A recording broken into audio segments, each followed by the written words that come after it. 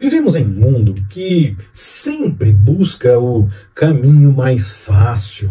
Mas será que a vida cristã nos chama a um padrão diferente desse? Vamos conversar sobre como viver em santidade no meio das pressões deste século. Olá, Pastor Ricardo na área. Graça, paz e alegria. Vivemos em uma sociedade que frequentemente valoriza o que é mais rápido, mais fácil, mais confortável, muitas vezes até mesmo em detrimento dos princípios bíblicos. Mesmo quando nós observamos o mundo virtual ter sucesso, muitos cliques, seguidores e coisas afins, parece ser o novo ganhar o mundo, porque a pessoa não tem, quando a pessoa não tem seguidores, não tem interação, é porque ela não tem um bom conteúdo, não merece ser respeitada ou coisas assim. É preciso construir uma rede muito rápido, mostrar algo com os resultados que as redes sociais apresentam, ou tem alguma coisa errada. E muitos fazem qualquer coisa, até mentiras, para que a rede social possa parecer ter esse poder que o mundo atual define. Mas para isso, nós corremos realmente o risco de perder a alma, porque fazendo dessa forma e falando coisas que são contra a vontade do Senhor e contra a palavra, nós vamos contra a vida de santidade.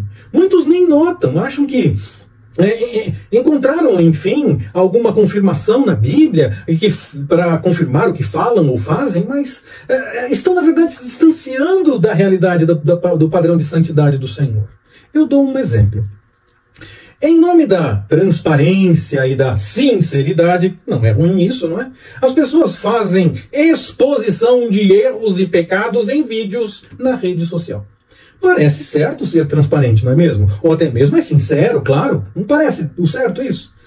E quando alguma coisa acontece dessa forma, se alguém ousa dizer que a Bíblia manda fazer de um jeito diferente nesses assuntos, já dizem que a pessoa está defendendo o pecado, quem cometeu o erro, e essas coisas assim.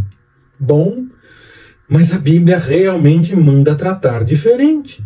Jesus orientou, e está registrado lá no Evangelho de Mateus, no capítulo 18, versículos de 15 a 17. Nós devemos falar com a pessoa. Depois, se ela não aceitar, nós devemos voltar e levando 2 ou 3 testemunhas. E se mais uma vez ela não concordar, não aceitar, não entender, não resolver a situação, aí nós falamos diante da comunidade.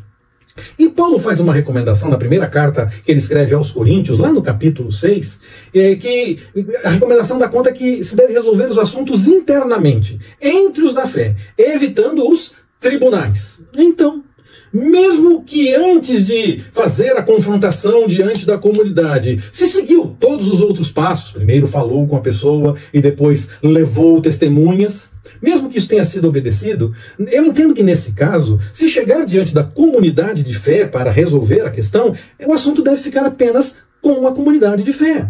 Se houver gravações naquele momento, elas não podem ser divulgadas. E se houver transmissão ao vivo naquele evento, daquele culto, nessa hora da confrontação do erro, do pecado, essa transmissão deve ser parada. Porque esse é um assunto que deve ser resolvido totalmente de forma interna. Tem que ser resolvido entre as pessoas da fé, entre os irmãos. Mesmo que se diga que, faltou transparência fazendo isso. Porque essa é a recomendação bíblica. Nós vamos fazer uma coisa contrária à Bíblia? Não. Quando fazem ao contrário, faz sucesso, viraliza, e a pessoa... E muitas pessoas resolvem dar opinião, o que acaba sendo um tribunal onde o pecado está sendo julgado, e a pessoa que cometeu, é claro. Mas assim, a comunidade não deve incentivar isso. Antes, nós devemos lutar até o fim para que haja arrependimento, para que haja confissão e mudança de vida. A menos que a pessoa realmente não queira isso, e não queira se ajustar, aí não tem jeito. Mas nós continuamos lutando na direção desse ajuste. Uma exposição em rede social permite esse ajuste no tempo certo. Como cristãos, nós somos chamados a não nos conformarmos com este mundo. Está lá em Romanos, capítulo 12, versículo 2. Nós somos chamados a viver de maneira transformada e de uma forma dedicada ao Senhor. E vivendo assim, nós seguimos as instruções da Bíblia. Só dessa forma nós conseguimos viver assim. Vamos contra o que o mundo acha mais certo e seguimos o que a Bíblia realmente indica. Imagine um barco navegando contra a correnteza. E a correnteza do rio está muito forte. E a correnteza é o mundo, é a sociedade. E o jeito que as coisas são feitas hoje em dia. E o barco é a minha vida, é a sua vida. Enquanto o barqueiro continua remando, o barco está avançando, mesmo que esteja devagar por conta da correnteza contrária.